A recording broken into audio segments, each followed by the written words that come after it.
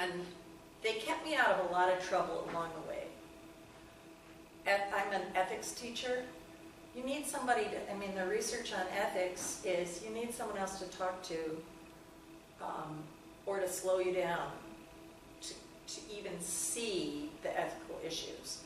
So those guys, I could talk to them without revealing my clients' names, but they're like, Ann, you can't represent the family of a man who died in a house fire, in an apartment building fire, and all the people, the survivors who are suing for all their property damage, because the insurance company is going to divide, lowball you on that and give more money. Anyway, he recognized conflict when I was so excited about doing the work that I wouldn't have recognized it. And there are other examples, but I do think you really need some outside voices, or a small, this is an argument for a small firm, but if you're solo, you need other people to talk to. Let me see. Well, in 1984, I decided I needed to go back to my community of origin. A lot of reasons around that, partly water, partly the litigation was extremely adversarial. I was doing litigation. My sisters were having babies. My grandpa broke his hip, that kind of thing. I was ready to go back to Minnesota. I left Minnesota for college, came out east, back for 2 years of law school, transferred to Berkeley. So after 10 years, I went back, and I started a half-time clinical teaching job. And I was out here in Washington, D.C. for a conference, and a wonderful older gentleman, Professor J. Clay Smith from Howard University, who I don't know if he's still living, but he's older than I am. I'm 67. He came up to me, saw my name tag, William Mitchell College of Law. He said, I need you to find out about this. I'm writing a book on early black lawyers, and there's someone named Lena Smith who went to one of your predecessor schools. Would you find out? I said, you bet, I'd love to. I went home, and to my somewhat naive surprise, no one had ever heard of Lena Smith. My naive white privilege surprise. But of course, the minute you go into the black community and ask about Lena Smith, everybody knew Lena Smith. She had died in 1966, and this is the early 90s, late 1989, and I dug into Lena Smith. She was a solo practitioner, and here is too where I think that these two themes of underserved communities and lack of satisfaction in big law. Well, in Lena Smith's day, she wouldn't get hired by big law. I don't know that she ever tried, but she was a realtor who went to my law school, which is where working people go, because it was the only part-time program in the state. And in the 20s, she had a realty office that was one story down from the law school. She'd walk up at night after work every day, and she became a lawyer in 1921.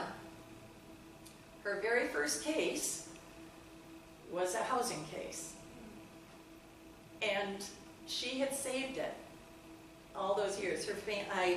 She had nieces and nephews. She had no children of her own, never married, and two elderly NAACP members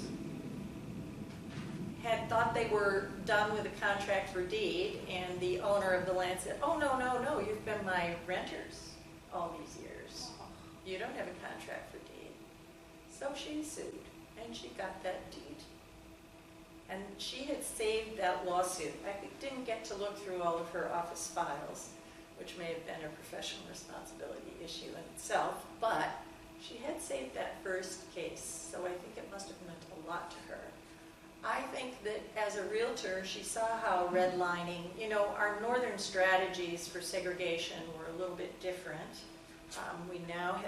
We're mapping all of the restrictive covenants on deeds in Minneapolis. There's mapping prejudice project out of Augsburg University that I'm helping with. It's really for us, making visible, we in the North who think, oh, we didn't have slavery. Well, Dred Scott was at Fort Snelling, right down the street. We're learning, and my article on her was partly teaching a northern state about how discrimination and bias played out. But what I really loved about Lena Smith was she was a feisty solo practitioner whose community supported her. She supported her extended family with her earnings from real estate closings, criminal defense, divorce, probate. But she was doing civil rights cases all the time. Even Minnesota had really good law. Some of the earliest anti-discrimination and public accommodations laws on the books. But, so she'd sue and she'd get $1 in damages. She'd win, but she was suing even when she was in law school. They threw her out. She and some men went into a movie theater where they're supposed to go to the balcony. They sued, and Lena added a count for assault, or for battery. I think they laid hands on her. So she won that case, and the movie theater changed its policy, and she didn't get any damages, but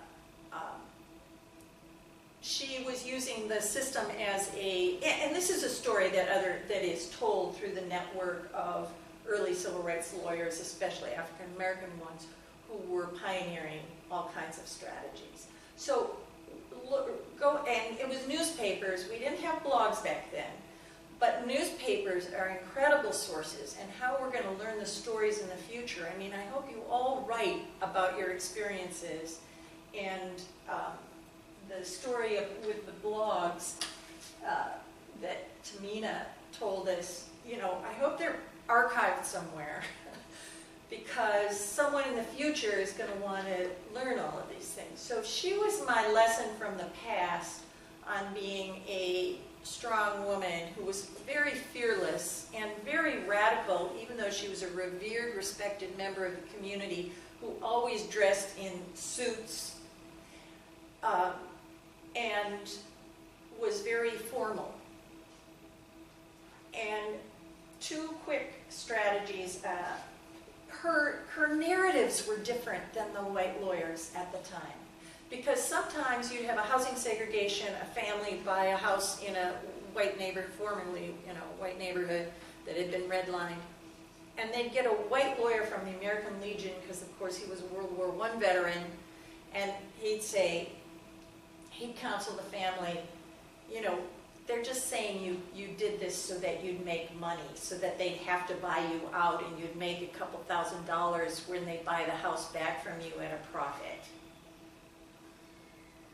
Lena Smith got out on the front steps and told the people rioting or, demonstrating in front of this poor black World War I veteran postal worker, not poor, brave, forthright, but I talked to his daughter. They were terrified. She said no one was questioning his right to buy a home when he was in the trenches in France. World War I was brutal. This is in 1931. And they changed the narrative. She used the press really well. Of course, there was a lot of press there, black and white. Because if you have two African American newspapers and 2 or 3 morning and afternoon white newspapers, talk about seeing different perspectives. So we have a good historical society, and you get the different stories and who they're talking to and what is said. And you can really get cross-cultural comparisons of what's the narrative. Anyway, she was a brilliant strategist, and one of the things that she did, I was impressed by a couple of her examples. She sued in the early 40s, she sued the FBI for calling a black woman a bitch on her front porch. She wouldn't let him enter. He's seeking a fugitive or something. He calls her a bitch in a space where neighbors can hear, and she sues him for defamation. She knew, I think, they weren't going to get a lot of money for this. She's just brushing the police back from the plate. They made a motion to dismiss for sovereign immunity, lost it, and then the case was settled. She also, I talked to an old woman who said, well, she was wrongfully arrested. You know, the suspect was dark-haired, and Barbara Cyrus had pale skin and freckles and orange hair.